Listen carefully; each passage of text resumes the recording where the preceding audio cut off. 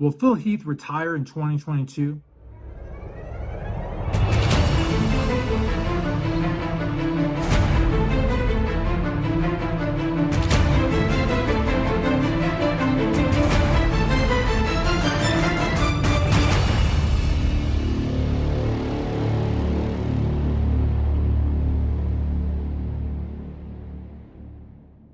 It's an interesting question. Inquiring minds want to know. What's up, guys? You're watching This Week in Bodybuilding, brought to you courtesy of TitanMedicalCenter.com, at Strength Addicts on YouTube and all Strength Addicts platforms.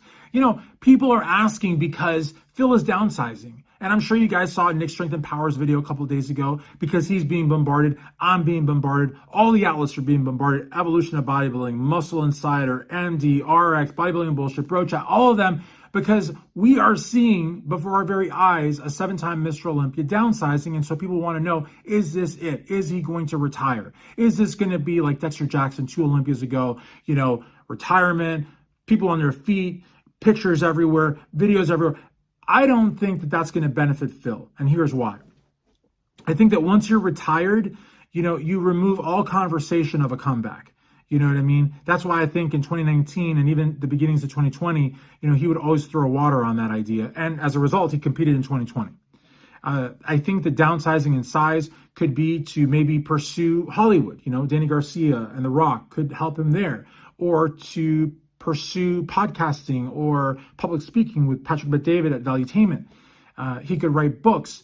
You know, there's really endless opportunities for him. You know, he's got a business background, college educated, 7-time Mr. Olympia. He's been in movies like Generation Iron. So, you know, he can really do a lot of things, but does he need to have Mr. Olympia size? Absolutely not. In fact, that's something that Kevin Leveroni talked about in the early 2000s when he went into Hollywood, was that the size actually hindered him from his acting abilities. He wasn't getting as many roles because he was just too big. You can only cast a large bodybuilder with low body fat percentage on select roles. And so that really limits, you know, the amount of times your agent gets called. I mean, you know, 260, 270 pound bodybuilder isn't going to cast for a lot of roles.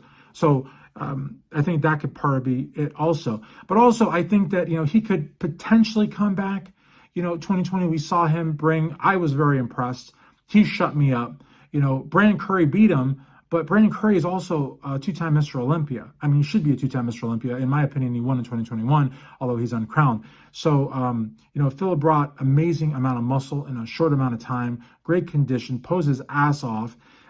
So, I mean, you know, can he do better than 2020? I think so. So, I mean, I think retirement really would be bad for his career. But do I think he will probably semi-retire, kind of like Kai Greene? Now, Kai Greene is basically retired. He hasn't competed in half a decade. But has he officially ever retired? No.